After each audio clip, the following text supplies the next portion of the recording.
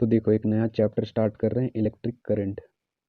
तो electric current क्या होता है? तो इलेक्ट्रिक करंट मतलब motion of positive charge. Electric current मतलब क्या होता है? तो इलेक्ट्रिक करंट मतलब होता है मोशन ऑफ पॉजिटिव चार्ज। और इस करंट को, इलेक्ट्रिक करंट को हम लोग आई से डिनोट करते हैं। तो देखो ये एक सपोज ये इलेक्ट्रिक फील्ड है और यहाँ पे बहुत सारे पॉजिटिव चार्ज हैं और यहाँ पे बहुत सारे नेगेटिव चार्ज हैं। तो एक इलेक्ट्रिक फील्ड ले लिए हम लोग और फील्ड के बीच में एक कंडक्टर लगा दिए। ये कंडक्टर लगा दिए। तो कंडक्टर मतलब क्या होता है?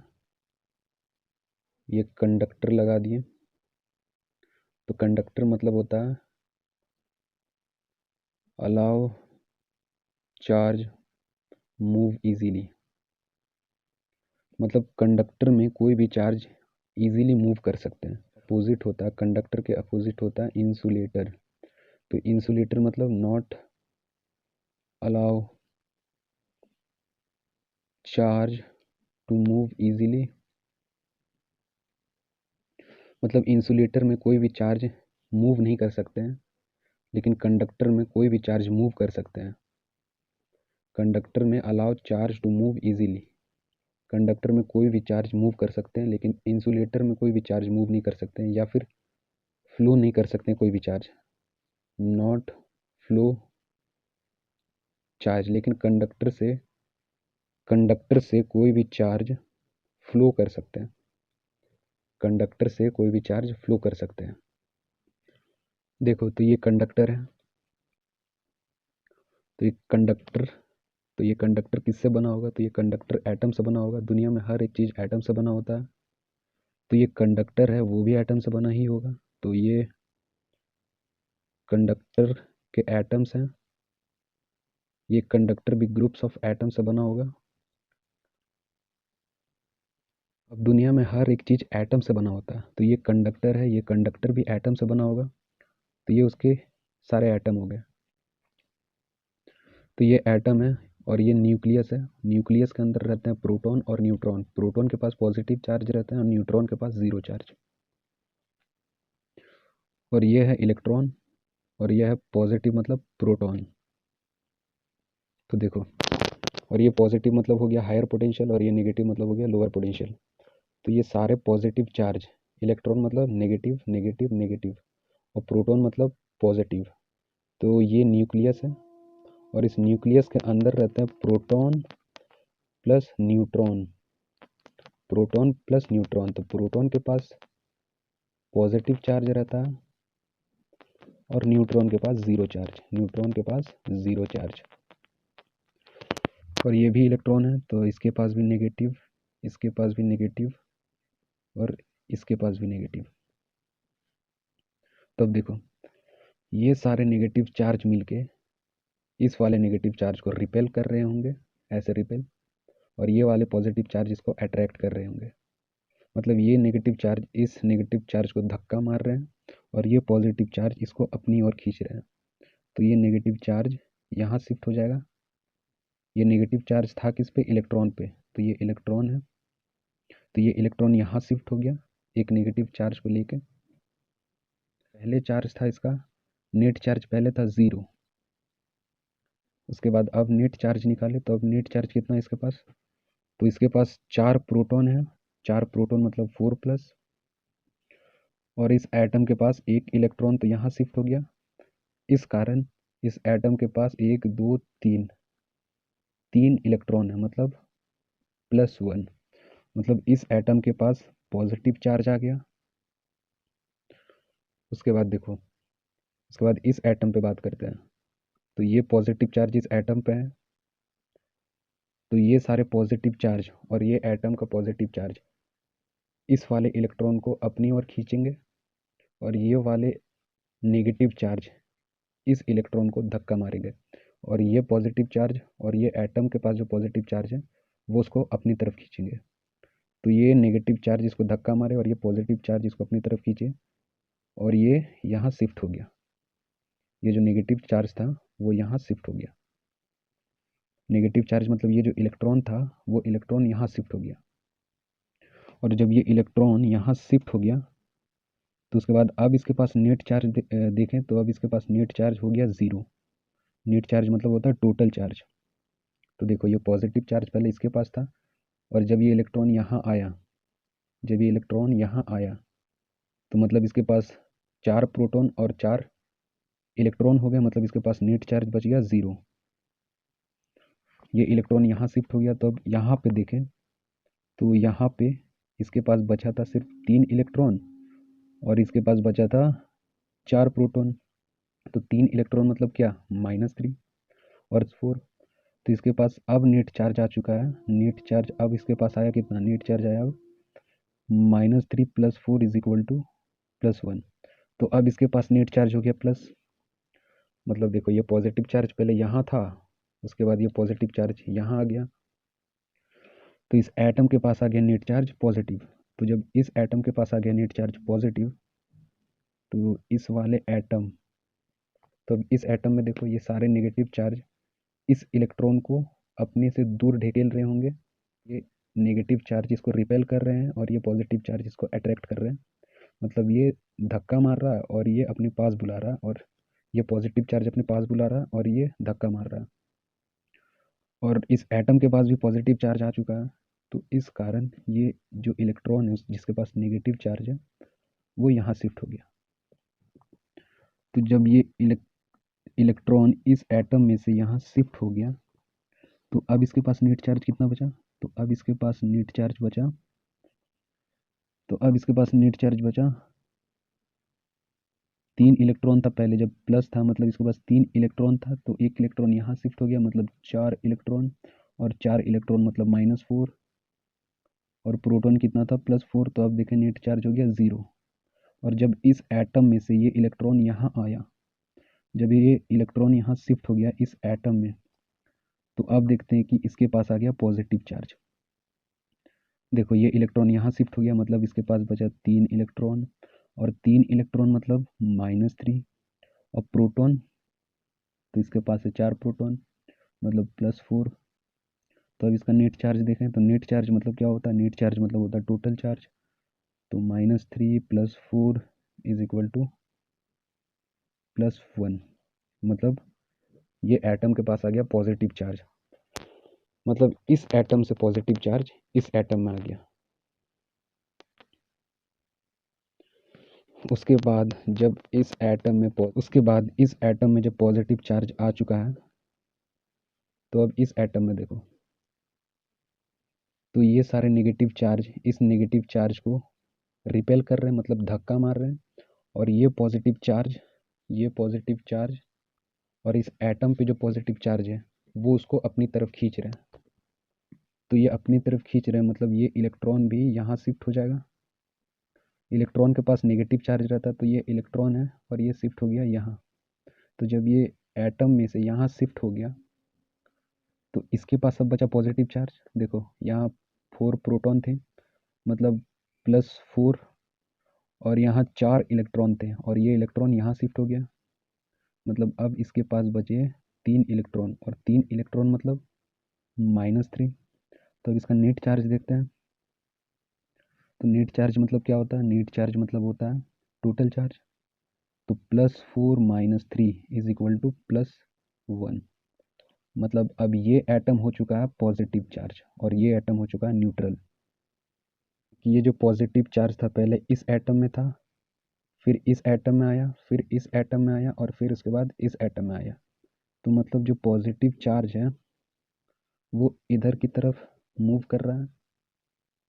और देखो ये जो इलेक्ट्रॉन है, पहले इलेक्ट्रॉन यहाँ गया, फिर ये इलेक्ट्रॉन इस एटम में आया, फिर ये इलेक्ट्रॉन इस एटम में आया, फिर ये इलेक्ट्रॉन इस एटम में आया। मतलब इलेक्ट्रॉन के पास कौन सा चार्ज होता है, तो नेगेटिव, तो माइनस चार्ज इधर चला गया। मतलब देखो पॉजिटिव चार्ज इस डायरेक्शन में और नेगेटिव चार्ज इस डायरेक्शन में। नेगेटिव चार्ज किसके पास है, इलेक्ट्रॉन। इलेक्ट्रॉन के कारण नेगेटिव चार्ज इधर चला गया। यहाँ देखो इलेक्ट्रॉन तो यहाँ जा रहा, फिर ये इलेक्ट्रॉन यहाँ शिफ्ट हो रहा, फिर ये इलेक्ट्रॉन यहाँ शिफ्ट हो रहा, फिर ये इलेक्ट्रॉन यहाँ शिफ्ट हो रहा। इस कारण इलेक्ट्रॉन का डायरेक्शन इस तरफ है और पॉजिटिव का डायरेक्शन इस तरफ है। मतलब प्लस और माइनस अपोजिट डायरेक्शन में है। तो ये जो प्लस इधर मूव हो रहा है तो इसी को हम लोग बोलते हैं इलेक्ट्रिक करंट। Electric current. तो मोशन ऑफ पॉजिटिव चार्ज को हम लोग बोलते हैं, मोशन ऑफ पॉजिटिव चार्ज को हम लोग बोलते हैं इलेक्ट्रिक करंट। ये चार्ज पहले इस एटम में आया, फिर इस एटम में आया, फिर इस एटम में आया और फिर इस एटम में आया। और इलेक्ट्रॉन जो है पहले इस एटम में से यहाँ ट्रांसफ़र हुआ, फिर इस एटम में से यहाँ ट्रांसफ़र हुआ, फिर इस एटम में से यहाँ ट्रांसफ़र हुआ, फिर इस एटम में से यहाँ ट्रांसफ़र हुआ। मतलब इलेक्ट्रॉन इस तरफ मूव कर रहे हैं और पॉजिटिव चार्ज इस तरफ मूव कर रहे हैं।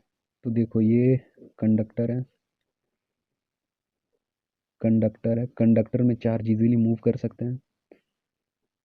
तो ये होता है पॉजिटिव चार्ज का डायरेक्शन, और जिधर पॉजिटिव चार्ज का डायरेक्शन रहेगा वही डायरेक्शन करंट का भी रहेगा। तो ये पॉजिटिव चार्ज का डायरेक्शन है, पॉजिटिव चार्ज इस तरह से मूव करता है।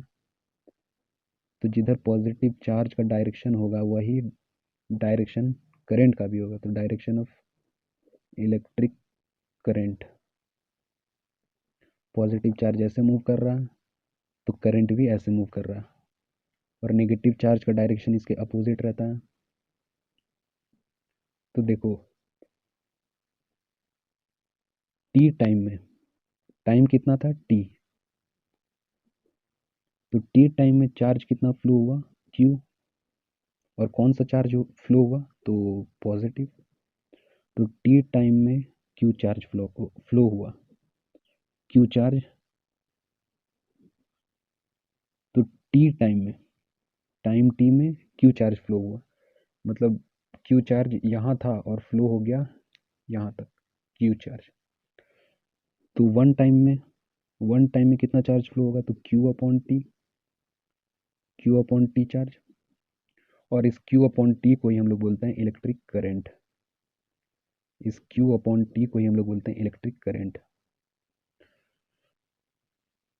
इलेक्ट्रिक करंट तो I is equal to Q upon T. तो आई मतलब होता है इलेक्ट्रिक करंट, क्यू मतलब होता है चार्ज, ये चार्ज पॉजिटिव चार्ज, और टी मतलब होता है टाइम। तो अब इसका डेफिनेशन भी देख लेते हैं, इलेक्ट्रिक करंट का डेफिनेशन देख लेते हैं। इलेक्ट्रिक करंट,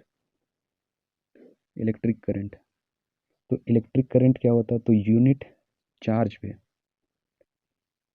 इलेक्ट्रिक करंट क्या होता है तो यूनिट टाइम, वन टाइम है, वन टाइम को हम लोग बोल सकते हैं यूनिट टाइम। तो टी टाइम में क्यू चार्ज फ्लो हुआ, तो वन टाइम में कितना होगा क्यू अपॉन टी, ये जो टी है यहाँ नीचे चल जाएगा।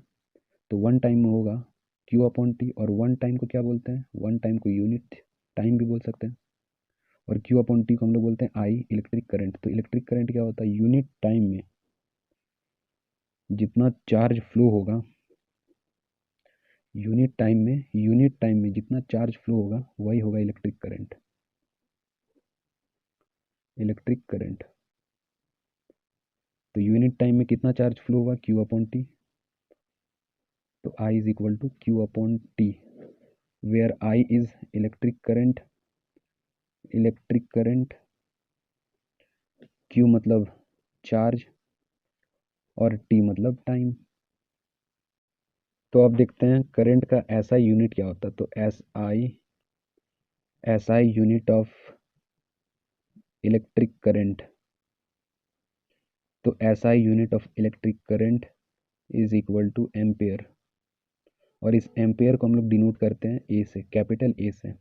तो करंट का, इलेक्ट्रिक करंट का एसआई यूनिट क्या होता है एम्पेयर, और इस एम्पेयर को हम लोग कैपिटल ए से डिनोट करते हैं। अब देखो एक क्वेश्चन देख लेते हैं, डिफाइन वन एम्पेयर। तो पिछले कॉन्सेप्ट हम लोग एक फॉर्मूला पढ़े थे, I is equal to Q upon T. I मतलब होता है इलेक्ट्रिक करंट, क्यू मतलब होता है चार्ज, और टी मतलब होता है टाइम। तो देखो आई को ले लो 1 एम्पेयर, क्यू को ले लो 1 कूलम, और टी को ले लो 1 सेकेंड। तो 1 एम्पेयर क्या होता है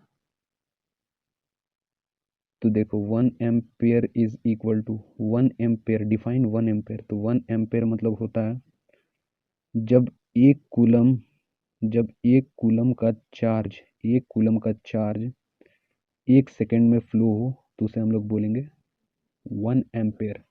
देखो ये कंडक्टर है, तो जब 1 सेकेंड में 1 कूलम का चार्ज फ्लो हो जाए इस एंड से इस एंड तक, एक कूलम का चार्ज फ्लो हो जाए 1 सेकेंड में तो उसे हम लोग बोलेंगे 1 एम्पेयर। क्वेश्चन देख लेते हैं एक क्वेश्चन देख लेते हैं। Q is equal to 2 coulomb दिया हुआ, T is equal to 4 second दिया हुआ और हमें करंट पूछ रहा है। मतलब इस कंडक्टर में 2 कूलम का 4 सेकेंड में चला गया इस एंड से इस एंड तक। 2 कूलम का चार्ज 4 सेकेंड में चला गया यहाँ से यहाँ तक। तो हमें देखना है कि करंट कितना होगा। तो I is equal to formula देखे थे Q अपॉन T। तो Q मतलब 2 और T मतलब 4, तो ये होगा 1/2 इज इक्वल टू 0.5 एम्पेयर। अब देखो ये सेकंड क्वेश्चन है। ये Q हमें दिया हुआ 10 कूलम और टाइम हमें दिया हुआ 10 सेकेंड और हमें करंट पूछ रहा है। तो ये सपोज एक कंडक्टर है और इसमें से 10 कूलम ऑफ चार्ज गया होगा 10 सेकेंड में। 10 कूलम का चार्ज गया होगा 10 सेकेंड में, तो हमें इलेक्ट्रिक करंट पूछ रहा है। तो electric current is equal to charge upon में टाइम। I मतलब इलेक्ट्रिक करंट, Q मतलब चार्ज और T मतलब टाइम। तो Q कितना है 10, टाइम कितना है 10, कैंसिल हुआ 1 और I का SI यूनिट कितना था एम्पेयर। मतलब इसे हम लोग लिख सकते हैं 1A। देखो अभी क्वेश्चन देख लेते हैं। Find the amount of current in the given conductor when 10 to the power 20 electrons flows in 2 seconds। तो इसका सॉल्यूशन देख लेते हैं। सपोज ये कंडक्टर है, तो कंडक्टर क्या होता है, तो कंडक्टर चार्ज को अपने अंदर से फ्लो कराता है। Conductor allow charges to move easily, मतलब कंडक्टर से कोई भी चार्ज मूव कर सकते हैं इजीली। तो find the amount of current in the given conductor when 10 to the power 20 electrons flows in 2 second. तो ये कंडक्टर है, तो ये डायरेक्शन होता है करंट का, ये डायरेक्शन होता है इलेक्ट्रिक करंट का और ये वाला डायरेक्शन होता है इलेक्ट्रॉन का। इलेक्ट्रॉन इलेक्ट्रिक करंट के अपोजिट डायरेक्शन में रहता है। तो इलेक्ट्रिक करंट का डायरेक्शन ये हुआ और इलेक्ट्रॉन का डायरेक्शन ये हुआ। तो 10 to the power 20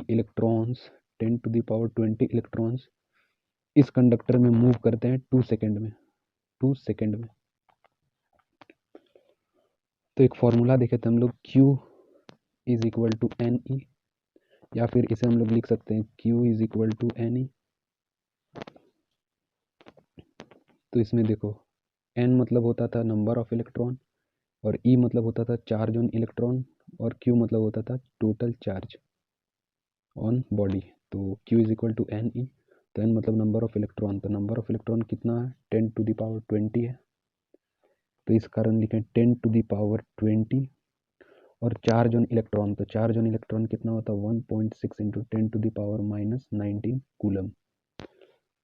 N होता है नंबर ऑफ इलेक्ट्रॉन, E होता है चार्ज ऑन इलेक्ट्रॉन, तो एक इलेक्ट्रॉन के पास इतना चार्ज होता है। तो ये हो गया 10 to the power 20। फिर इसको अगर नीचे लाएं तो ये पॉजिटिव में हो जाएगा।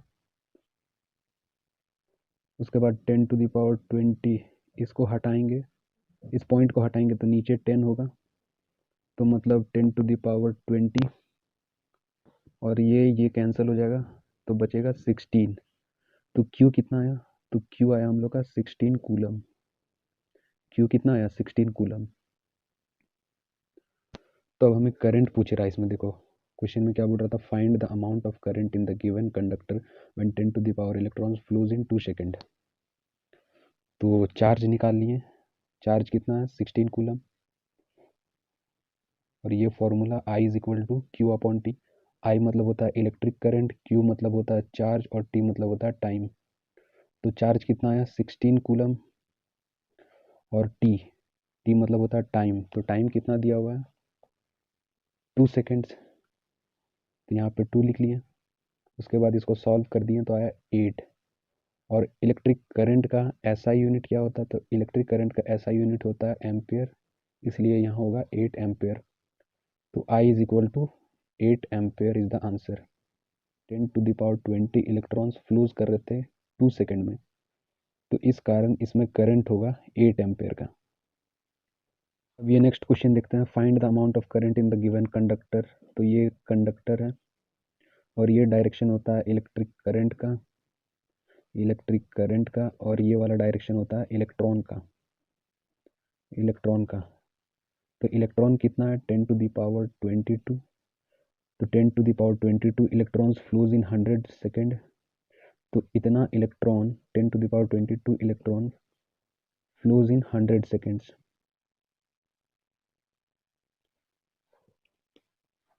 तो देखो Q is equal to n, ये फॉर्मूला लगा देंगे हम लोग, जिसमें Q मतलब होता है चार्ज, N मतलब होता है नंबर ऑफ इलेक्ट्रॉन, तो नंबर ऑफ इलेक्ट्रॉन कितना है 10⁻22, और E मतलब होता है चार्ज ऑन इलेक्ट्रॉन। तो एक इलेक्ट्रॉन के पास कितने चार्ज होते हैं, तो एक इलेक्ट्रॉन के पास 1.6 इंटू 10⁻−19 कूलम चार्ज होते हैं। तो 10⁻22 इंटू 1.6, इसको अगर नीचे ले आएंगे तो ये हो जाएगा प्लस, और इसको 10⁻20 और 10⁻2, इस 10⁻22 को तोड़ के हम लोग लिख दिए 10⁻20 इंटू 10⁻2। उसके बाद इस पॉइंट को हटाएंगे, ये वाला पॉइंट को जब हटाएंगे तो यहाँ पे 10 मल्टीप्लाई होगा, तो 19 + 1 तो 16, और 19 + 1 हो जाएगा 10⁻20। तो 10⁻20 और 10⁻20 ये कैंसिल हो जाएंगे। उसके बाद 16 10⁻2 है, मतलब 00। तो Q आया इतना, Q is equal to 1600 coulomb. तो करंट पूछ रहा था, तो करंट का फॉर्मूला अब लगा देंगे, तो I is equal to Q/T। तो Q हो जाएगा 1600 कूलम बाय टाइम कितना होगा, तो टाइम हमें कितना दिया हुआ था, टाइम दिया हुआ था 100 सेकेंड्स। तो टाइम हो जाएगा 100 सेकेंड्स, और ये ज़ीरो कैंसिल, तो 16 एम्पेयर। तो करंट कितना है 16 एम्पेयर, ये होगा आंसर। तो देखो जब 10⁻22 इलेक्ट्रॉन्स फ्लूज करेंगे 100 सेकेंड्स में, तब इसके पास करंट आ जाएगा 16 एम्पेयर का।